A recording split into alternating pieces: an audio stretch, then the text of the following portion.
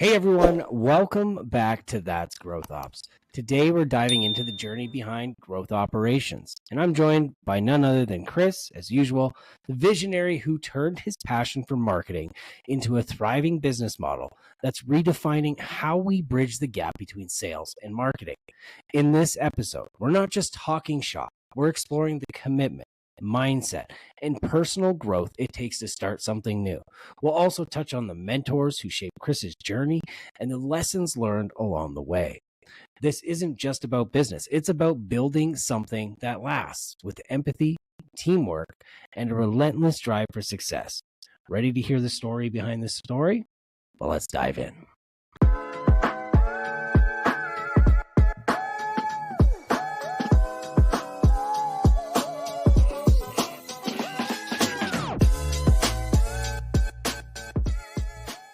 All right, we're back with another episode here today, and it's just Chris and I today. We look forward to seeing some future guests coming on in the coming weeks. I'm really excited. You've got Inbound coming up in a few weeks. Like the go-to marketing conference, in my opinion. It is. Obviously. Love it. It's definitely the most really fun. Good. And you got a good team going with you, so I'm excited to see what you guys come out of it, and maybe we get to do a live episode. That would be awesome. Just so send that one to the universe, please. Yeah. That would be great. Yeah. So I thought today, for our listeners, we change pace a little bit, and we start to talk about, Chris, the individual, a bit about your journey, a bit about growth, and so people can get to know you and growth operations a bit better. And when I look at that, I look at before every great journey, before it begins, there's this life that we lead in the ordinary world where everything feels familiar and comfortable. What was life for you before growth operations? I don't even remember. No, I do remember it. So before growth was founded in 2017, and then we grew out of our growth marketing firm and the growth operations firm in 2022, I owned a marketing agency for basically my whole adult life. I had been very fortunate to have friends and a circle in my late teens in college at University of Central Florida. And several of us, some were close and some were just associates because of the businesses we started, but we all started companies at 19. The first company that I had that ended up lasting pretty much until I started growth was an extension. Picture yourself in 2001, sophomore, maybe it's 2002 or 3, sophomore in college. The only way to figure out what to do is to pick up a magazine. So where do you? And so I'll share. I did fail computer science 101 my freshman year at UCF. Lack of attention, we'll say. But I had this desire to make a website to figure out what was going on. And so it later was described as a curated guide for activities in Central Florida. We built a Joomla-based website with an animated GIF fireball on it. And I was at a 7-Eleven or something, and I saw a sign for a Red Bull deal, and it's what's hot. And we bought the domain, and the website was what'shot.com. And did that for a very long time. What was your aspiration in that? Where did you want to get to? The aspiration was,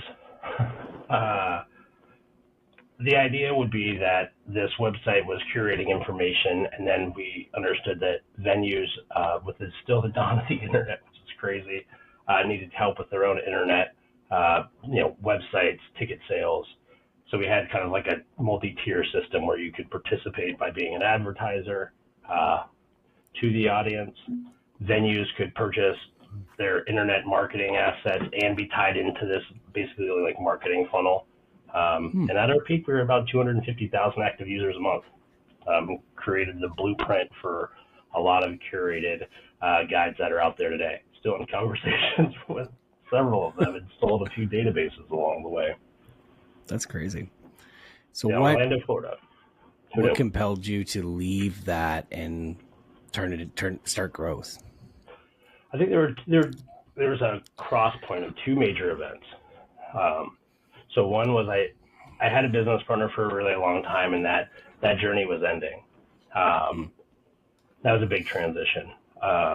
Another one was, for leading up to that, I had just by my own creation or the reality that Florida at the time and potentially still today is a little behind. And so like my passion for databases and internet activity and metrics and moving the needle, things that are called revenue operations now, it didn't have a name back then.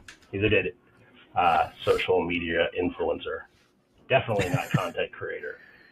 So to me, these events in person and online, these websites, all these things, was just so interesting to go through my late teens and into my 20s and then into my 30s, and having such a clear understanding about how particularly millennials interacted with the internet and made decisions and how to spend their money. So one day I was like, I think I'm going to work for Google or somebody, but I know it's not here. So I made the plan to move to San Francisco, sold all my stuff, rented a vehicle, and along the way decided that I wasn't quite ready to work for Google. I still felt like my view of how to problem solve in like a B2C engagement sort of way still had legs. And that was it, man. I moved to San Francisco. I came up, I was looking for what to call the company. And Tupac Shakur has a quote that I'll paraphrase because I'm terrible at repeating quotes from people. Essentially, not at all. I know, like, don't measure this one because I don't want to improve it. Tupac's quote can be paraphrased by saying, if you are not growing, you're dying. Also, sub-bullet, we're all designed to grow. So that was really impactful. It's not like in any of his biggest hits or anything. It came from one of his poetry books. But for some reason, that really resonated with me. I still hadn't learned terms like revenue operations and knew the way that I'd always operated marketing was different than how other people approached it. And so I moved to San Francisco, and in a coffee shop called the Chestnut Roastery, which is wonderful if you're ever in San Francisco. It's the best. I would get in at 6 a.m. and help roast beans, work all day in a very hard, uncomfortable chair. And then when they were wrapping up, they would basically ask me if I was done. And if I was, they would start to shut the coffee shop down. Oh, wow. Yeah, it's pretty crazy. So I guess that's chapter one of growth as a company. Yeah. That makes sense. It's an interesting trajectory and pivot, but I can see where the skills transfer. But I'd have to look like there's always some level of like natural doubt when you're going down a new and uncertain path. And most people refuse to progress and go on that adventure. So did you ever doubt yourself when switching the direction and to like consider not even going down this path? Like what were your biggest fears and reservations? Okay. So I think even today that's accurate. Like I'm always intrepidatious, and especially now because there's so many people and their families who are impacted by my decisions. But the nice thing about the decision at the time is I really only had myself. I had a couple of people that had worked for me at the previous company that joined on, but realistically, like at the time when you worked for Sugar Free or for Growth, we cast such a long shadow that like you could get hired anywhere. So going through having people from my team work for other people became like a very familiar feeling. So I wasn't too nervous about it. So that helped. I think ego plays a lot into decision making for people. And while I have like a big presence in person, I have like no fear of failure because I have failed a million times. So it felt fair to me to go on to continue to try to make things work, even though there wasn't a blueprint or a roadmap or a LinkedIn guru telling me how to do a thing. It just felt right. And So I had a little to risk and a lot to gain. There's a quote from Thomas Edison: "I have not failed. I've just found 10,000 ways that won't work." Thomas Edison and I are we got a lot in common. And I can respect, especially like coming from him. If you like really think about what he's been able to do, to hear that quote, I mean, it really resonates with me. It's that 20-year overnight success is a quote I'm sharing often. Lots of mistakes were made. I think that's why I'm, getting off topic here, but why I'm so comfortable at growth with our team making mistakes, because I know that the reason people view me as good at what I do now is the combination of all those and dusting myself off and keeping it moving. Yeah. Well, I mean, you look at Michael Jordan, and every game, whether he won or lose, he would sit for hours watching the tapes and looking at how he could do better. He could have had the perfect game, and he still would find something to do better. So I think that's admirable. And with that, I mean, we've all got mentors in our life. They play a critical role when guiding us on our journey. Who were some of the key mentors that helped guide you? So mentors I don't know if you did this on purpose, and we've talked about this before, but like the lack of mentorship was one of the things that guided me to leave Orlando, because I started so young and I had hit some like claim to fame really quickly, just with some of the brands I was associated with and some of the large events and things that I was associated with. Like, it's almost as if I created an ecosystem where I couldn't find help. So I sought that through the internet, like literally just Google searches, not people. And I didn't have a tribe in Orlando. It was tough. I can say, like, and on record, I have so much respect for my dad, who's a retired commander in the U.S. Navy. And for my whole childhood, I was going to be like my dad. Wanted to be a Navy SEAL. And at 16, for various reasons, he asked me to work briefly for a couple of weeks over the summer for my uncle, Rick. And he was in the pet product distributing business. What's interesting, when you're in an officer military family and you live on military bases and things like that, it becomes your whole universe. You don't know what it's like to live outside it. And so this was my first crack at civilian life, as I would call it. And he approached the day differently, with a little bit more enthusiasm. But the kicker, and I remember this, like I can close my eyes and see this today, was seeing him in the evening working on a computer and just working, and then like enjoying that aspect of his day. So what I was used to was the stress of being in charge of nuclear missile bases and things. When you get home, you need, in my particular family, space to not talk to anybody, because you have to decompress from your day. It's stressful, like everyone's lives are at stake. Whereas Rick's life, his work was part of it, and it was like one healthy ecosystem. And this dude was and continues to be an overachiever. So the fact that he was driving at that level, for me, was just like an instant change.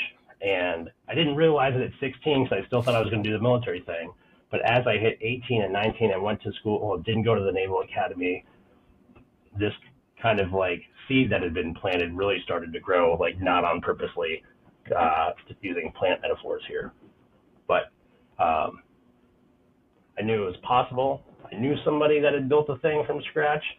And then I just started doing it as if it was like, duh, but it wasn't duh. I'm still not sure where that first like gumption came from to get me across the line.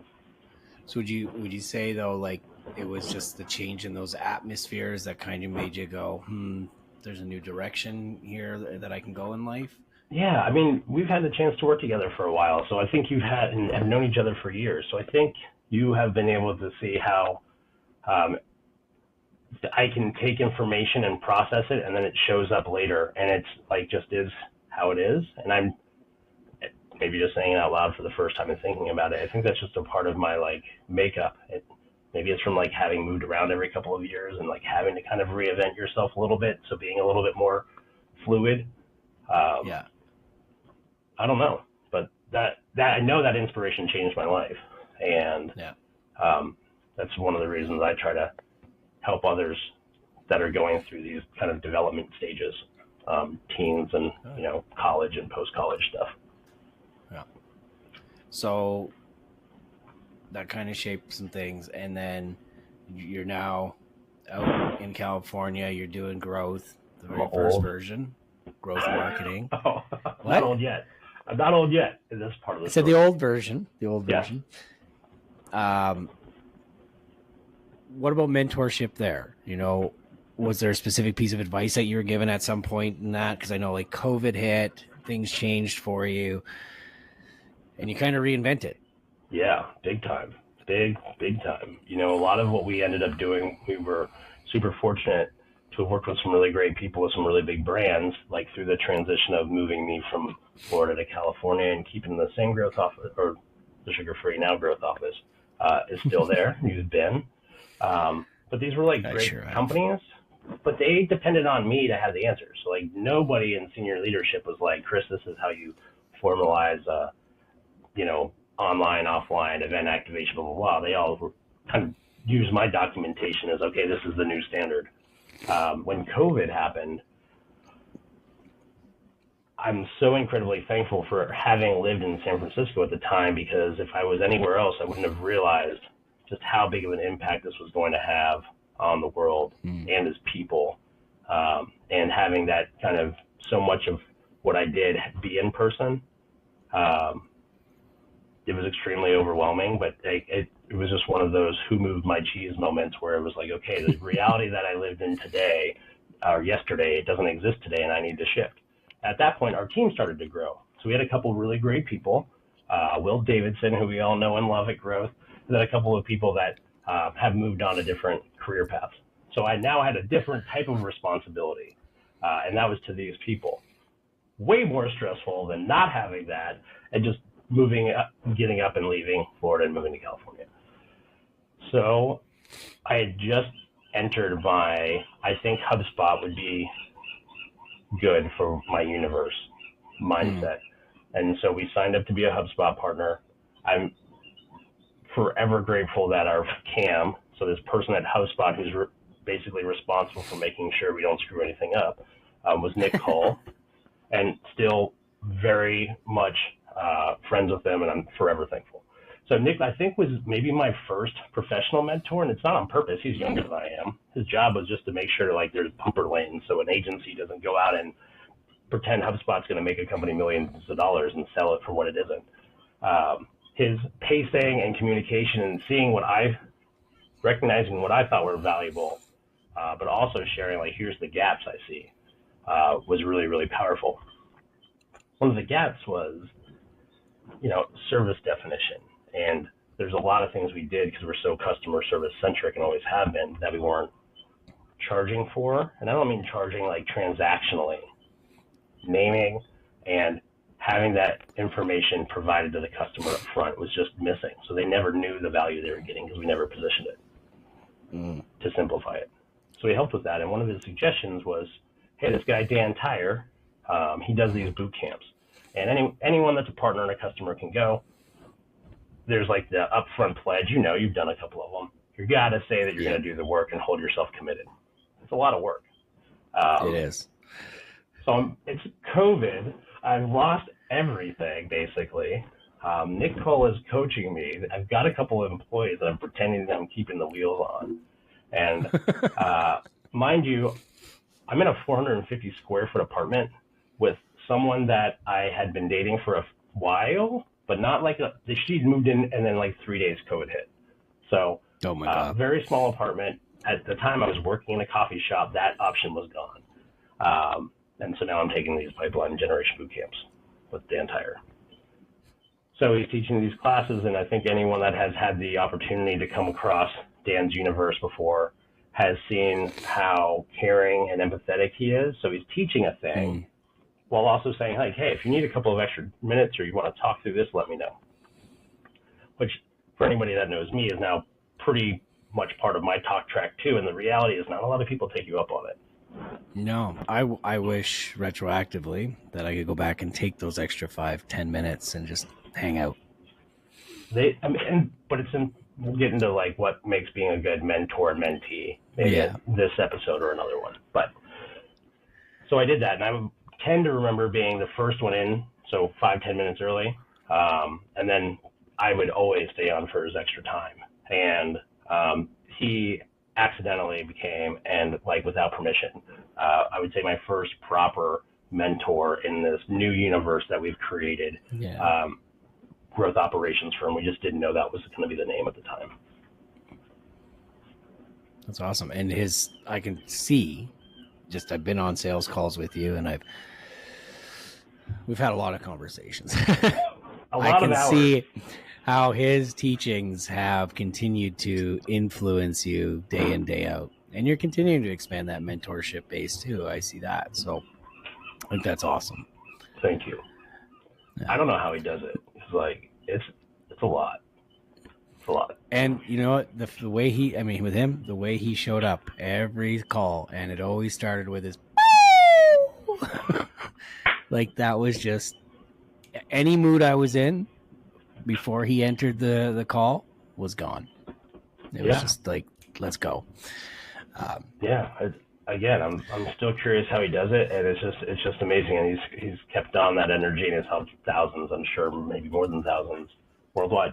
Pretty cool. And speaking of Dan Tyre, we have a micro lesson from the Redwood Grove community coming up with Dan on September 12th. Built to Scale, Creating Sustainable Culture with Dan Tyre. That looks like it's going to be a pretty good one. So we'll put the link to that in the show notes. It's so cool because we didn't the reason that's like such a moment for me is yes, I didn't ask for permission for him to mentor me. I just kind of took it. And then, right. And then the lessons that I learned became like my mantra, like just, ask questions, help always, go into a conversation with positive energy. These are just like kind of like secondary aspects that he brings to the table. And then now when we look at like what growth is now, like years have passed, those are some of the things that I'm most proud of that people are coming to the table with. Yeah. Thanks, Dan. So yeah, if you want to know how I did it, I guess he's going to talk about that, even though it wasn't the plan 3 years ago. Here we are. Speaking of where we are now, where we've come from, crossing that threshold, it's always more than a decision. It's a point of no return where commitment to the journey has to be absolute. So when we think here, growth marketing into growth operations, when did you feel that you were truly committed to that journey of building this new, I want to call it ethos of growth operations?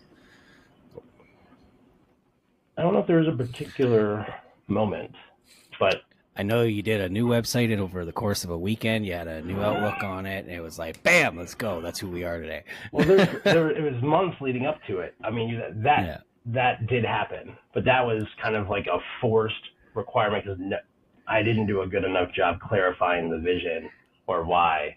And, you've been working at growth for a while now, so sometimes I offer up a lot of opportunity, and I'm still working on that as a leader and as a manager, being a little bit more fun. So yes, but also no. As I heard more about revenue operations, right?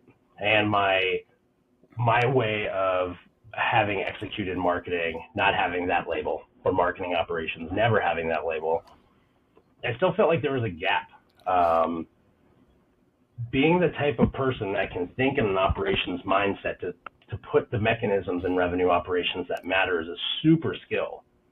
Whether you're doing it in sales or you're doing it in marketing or you're doing it in customer service or you're your website, all four of those are a unique person. And of course, I've met and we have a couple of people that are cross-departmental operations specialists. However, being able to implement a system based off of somebody else's plan or filling in the gaps because you know how to put in the system is different than, in my opinion, the groundwork for growth operations.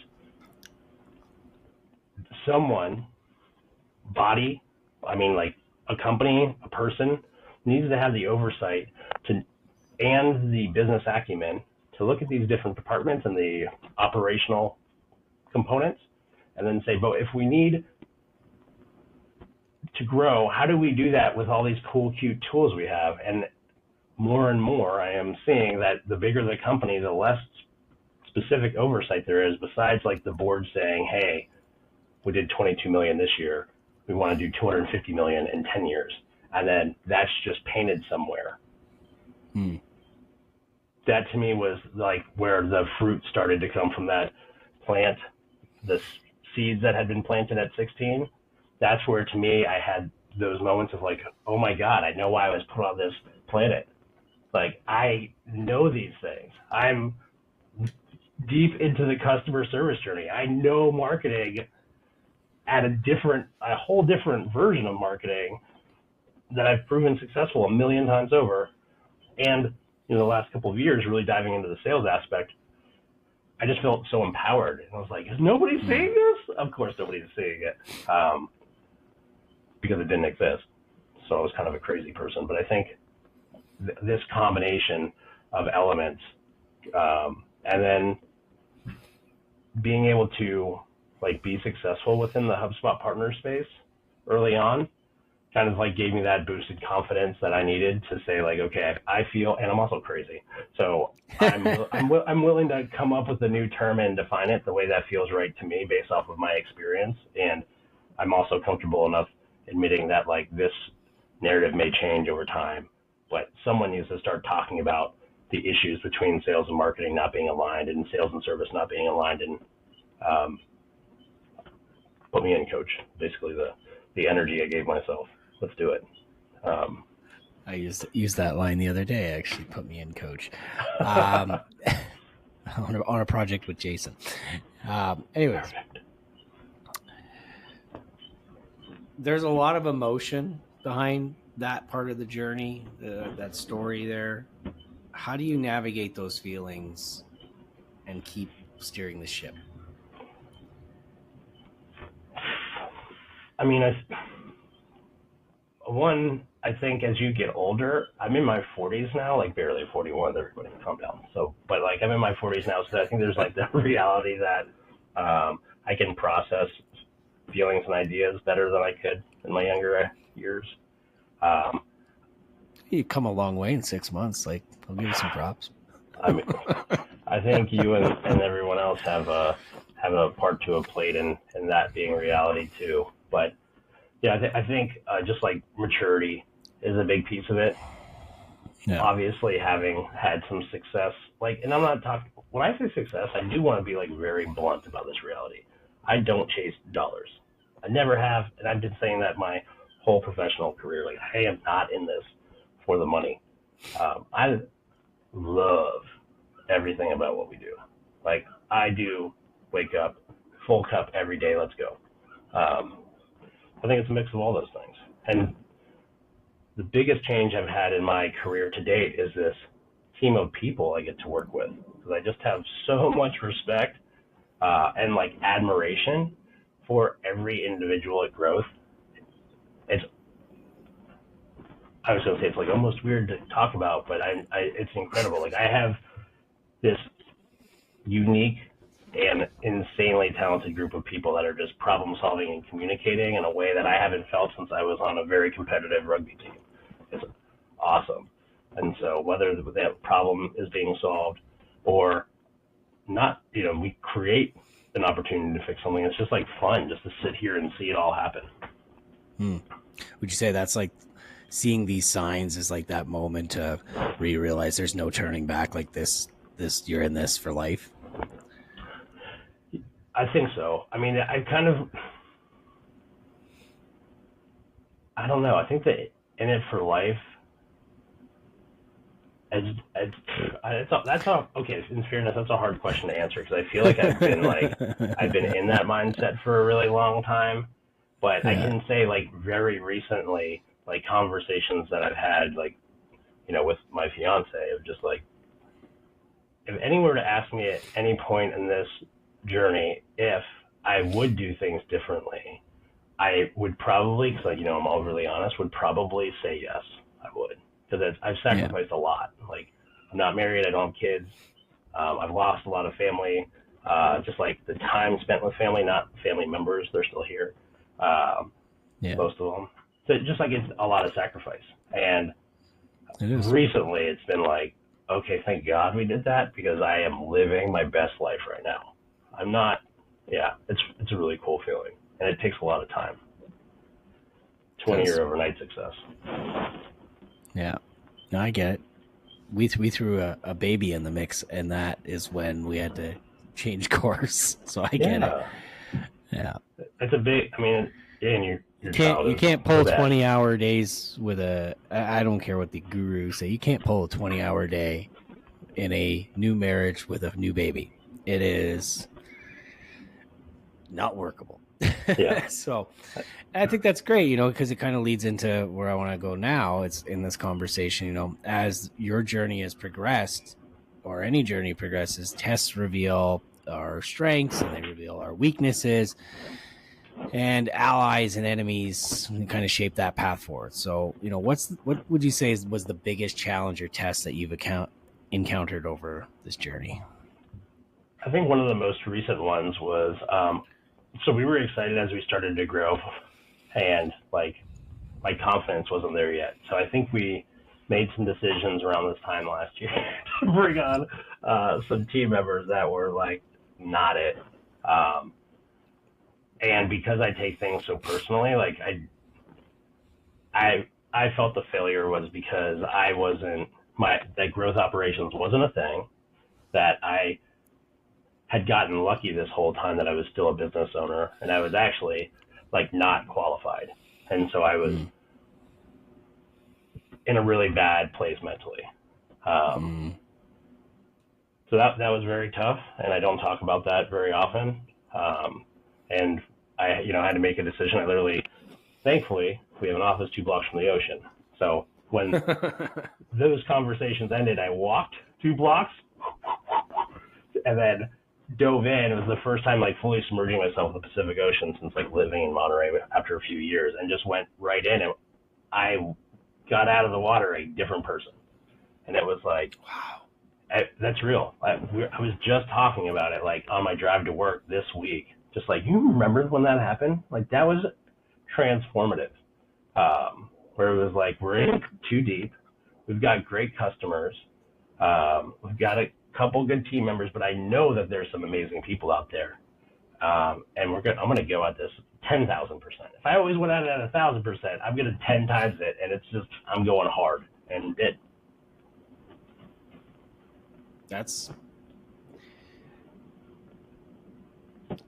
I don't want to use these exact words, but I have to, because it's the only way I can describe it. It's the hallelujah come to Jesus moment. Yeah, it was almost like a boom, a proper, like, maybe that's the moment. Are you fully committed? Is when I was walking towards the water, I was not. I was self-deprecating. I was depressed. I was angry. When I got out of the water, I was like, I'm gonna fuck shit up in a good way, and like fully empowered to just like just fully go after this, and to own the responsibility that if communication was a barrier, I had to take the responsibility to fix that. Like I had to start being clearer, and obviously I'm still working on that. But I didn't deflect blame, and that's never been my style. There was a lot of accountability and a lot of ownership, and like a lot of therapy. Just like lots of these like mechanisms to rebuild what I had lost in kind of giving up myself for others that didn't have that same. It wasn't a team. It was transactional. So I'll never forget it, or them. That's awesome. Yes. What about where, say, a mentor or a partner, or lack of a better word, ally in your life has made a significant difference in overcoming a challenge? Maybe a client project that you couldn't solve. I know you love solving problems, so I don't know if there's ever an instance where you don't have a solve for it. I know there's times where you need to sit back, but I digress. Is there a specific instance where, you've had to reach outside of yourself to solve something that typically you wouldn't have been able to on your own? Yeah, and I think that's where this whole team came from. Like the knowledge of that. There's the African proverb that I'm going to remix, where it's like, if you want to go far, fast, go alone. If you want to go far, go together. I think that really started to hit home, and all of the things. So like being invited to be into more technical relationships where HubSpot or customers that weren't customers yet were needing someone that could take a different perspective at a problem. And even if I didn't know how to build it, to be able to speak to it, I learned was a superpower. Now I just needed to find team members that could do that in their own way, and then have the follow through to start scoping and building and iterating. The people with that kind of working genius need to be in a place where they can be safe and confident. And not all of them knew that. And so Growth had accidentally curated the space. We just needed the people in the space. And so, one by one, like if we were in like a Dungeons and Dragons game, we got the rogue and the knight and the elves. I'm gonna put that video out. Yeah, right? Like, and we're just hitting critical hits every time now. It's great. So let's change it up a bit. Growth operations in its entirety. What do you want people to know? There's a level of ownership and responsibility that comes with partnering with a firm like ours. It's, my apology on the front is, I'm sorry there isn't a textbook that says who we are already, but we exist because there's a need. There's a need to have somebody who's mature enough to look at hard problems and maybe has the huevos enough to approach them. Because a lot of times, a lot of these problems that we see exist, but no one wants to own the solution because they're afraid that if they try to solve it and they fail, that's going to look bad on them. I don't care. Like, I will try to solve a problem, and if we fail, we probably learn something, and then we just swing again. I think I want people to know that, like, they're not alone in at any level, especially like senior leadership. Like, there's a lot of responsibility with being successful and owning, what happens to your team members. Like, you're not alone in that fear, but there's also so much power that comes with that when you can cultivate real teamwork and real empathy in a space, because these problems that we have are like first world problems. Like, we're not mining or, like hunting whales and creating whale blubber. Sorry, I live in Monterey, so it's like a thing here back in our day. Like, we get to work in mostly air-conditioned spaces and choose the people that we get to work with. So, like, if we have that understanding, it's going to be okay. We are going to be able to solve a lot of these problems. And so we get to come in as this, like, big brother figure in a lot of rooms to, like, help take some of the pressure out, some of the stress out. And so when that's gone, we're all going to be more clear-headed to go and attack this problem together. It's a hard thing to put on a one sheet. It is. We do awesome shit. Yeah, I mean, I think the growing pains, to people that are experiencing a growing pain, understand it. If you're not, it just sounds weird. But if you are, because we don't have a niche based off of industry. We don't even have a niche based off of a hyper-specific problem to solve, like a website not performing and giving you another one. So our niche is the growing pain, which acknowledges that you have started to grow. So we don't want to talk to you before you've already been growing. And then someone needs to figure out what's not in the soil that's keeping you from, hitting to that next tier. And I think we have the business acumen, the experience, and the team depth to scope, provide solutions, and then execute solutions in a lot of cases. Yeah, I think, if I can add into that, it's not necessarily they haven't grown. Like, maybe the the pains are there preventing them from being able to grow as fast as they need to. Oh, or 100%. want to, right? 100%. Yeah. Or the way, I mean, there's like a lot of like nuances. There's like 1,000 ways we can say this, but yeah. Yeah. You know, in EOS, you know, I subscribe to the philosophy of like organizational change and picking certain points. And I think EOS does a really good job of approaching growing pains in one way. And we might be another side of that coin where like that's well and good. Someone needs to be on the ground doing the work and judging the marketing plan, bringing in AI, you know, you name the function. So same kind of mindset. Yeah. Talk about it, create a plan, execute the plan, review what worked, what didn't, and keep the iterating happening. What would you say is growth's biggest success story? I think we are. So selfish. No, I mean, like, well, I would just be like, I think it's unfair for me to name particular like customers. No, you can name the situation. Yeah, I mean, there's just been a lot of the customers that work best with us, and they're ones that are growing, and there's a block. I found that the block isn't unique to companies. I've been working on this survey with DataBox, and just like this whole sales and market alignment conversation is wild.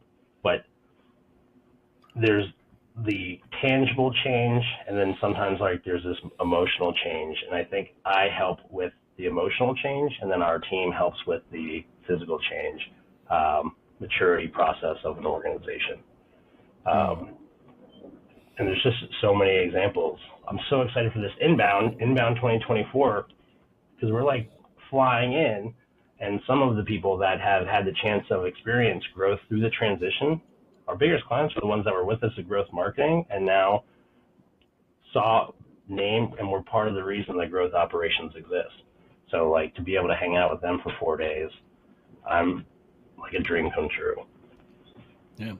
And we'll drop a link to those people that want to meet anybody on the team, because your marketing ops guy here is going to be pushing a page live on Monday for people to schedule some time with growth while they're at inbound. You know who everybody should meet with? Will Davidson. I say, they should definitely meet with Will.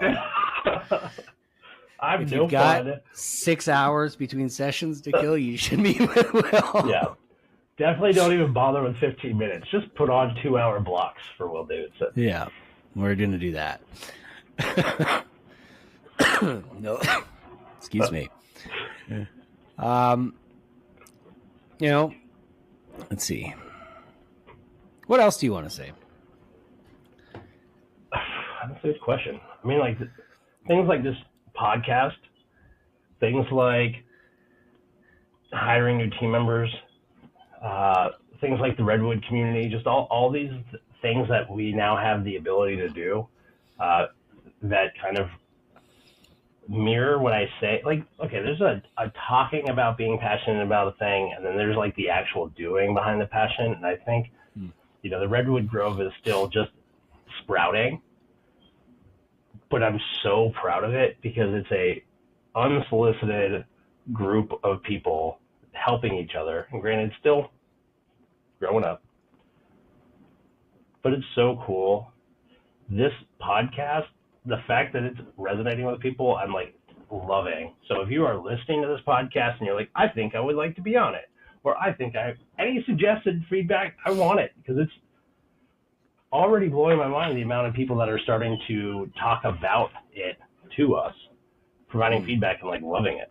Of course, always room for improvement. I get that, but it's awesome. And the fact that I get to do what I love and get to do these side extensions of what I love at the same time, I don't know, I feel incredibly grateful and just thankful and super excited for the future. Like, we really have something that can grow. Like, this isn't a hustle. I couldn't shut this thing down if I wanted to. We've got a lot of room to grow. Yeah. If for a second entertain me and we were playing this Dungeons and Dragons version of growth operations as you so aptly put it earlier. We're at that final stage of the journey where the hero returns to the ordinary world with an elixir of knowledge or experience that has the power to transform not just the hero, but others. What do you believe is the most important lesson or elixir you've brought back from your journey? An elixir of self-awareness, maybe. The acknowledgement that I needed this whole team, and I needed these stories, and I needed these wins and these losses, and for swords to break and be rebuilt in order for me to have conquered this dragon so I could come back with something. One of the things I'm accidentally most proud of is like I can validate that hard work, empathy, being customer service oriented, all of these things are real. And when you do them and you're consistent and it's genuine, it does lead to happier customers and does give you the ability to build a multi-million-dollar company. And I can now represent that truth with 100% accuracy because that's what we've done. That's pretty cool. Like there was no shortcuts.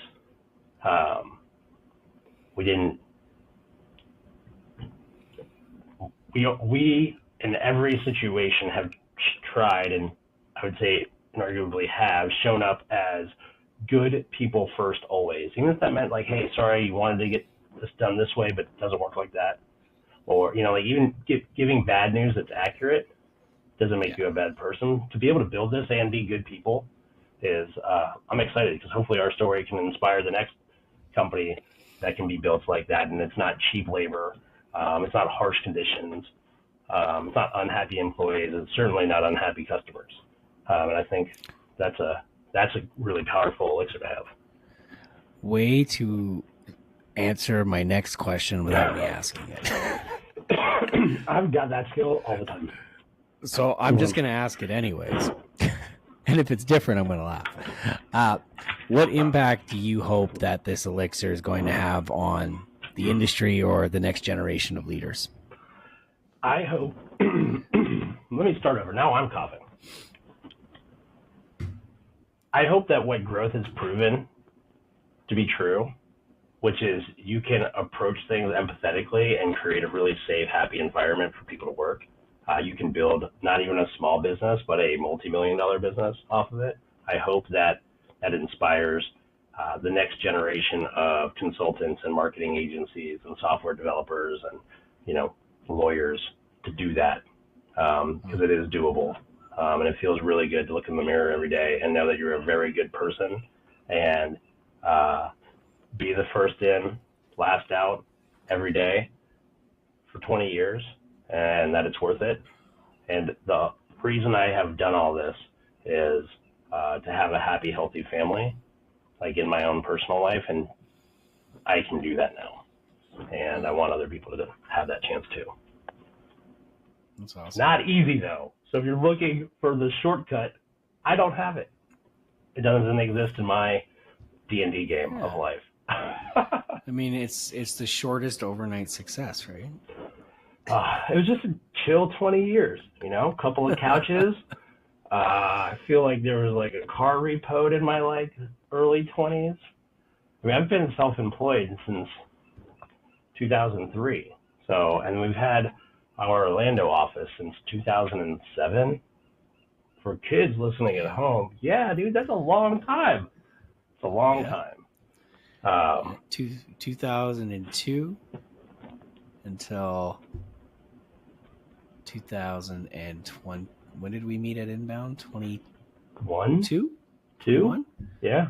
Yeah. So it was a few months after we met. And then it's the first time I wasn't self-employed anymore.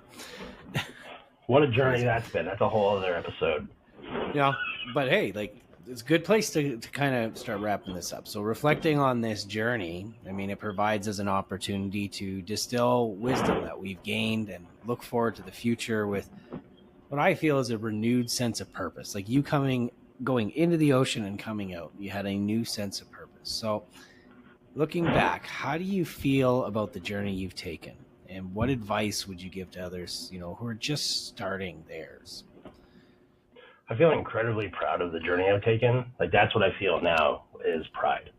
To those that are pre-journey, getting their gear together for their first rounds of leveling up, I think having the awareness that it's not going to be easy, not that you won't be successful early, but consistency and longevity are like skills in and of themselves, and that you want to find a good group of people that you can go on this journey with, and recognize that the people in the journey day one may not be the people that are here in day 2 and day 3, day 3,000, and that's okay. And just, whether it's a reason, a season, or a lifetime, these people have entered your life, these coworkers, these clients, and to appreciate that for what it is, and keep moving forward, onward and upward, as I close my emails with.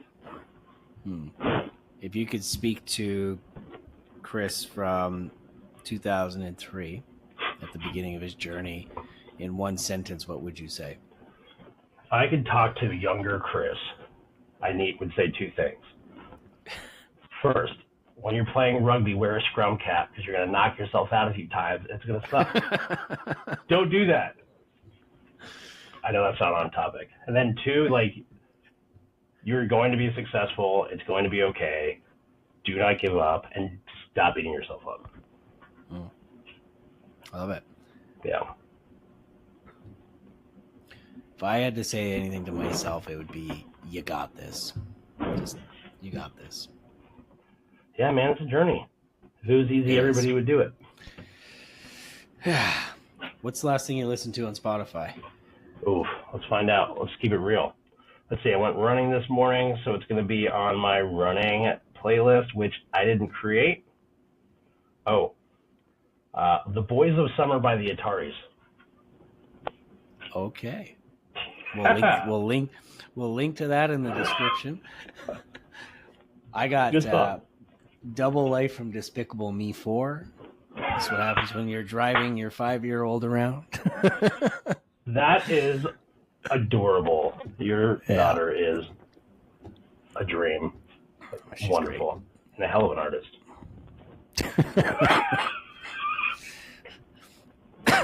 Maybe that'll be my profile picture. Yeah, I can't give you any tips. Awesome. Well, next week, everybody, we have a guest coming on, David Schmeichel, the Baron Unicorn.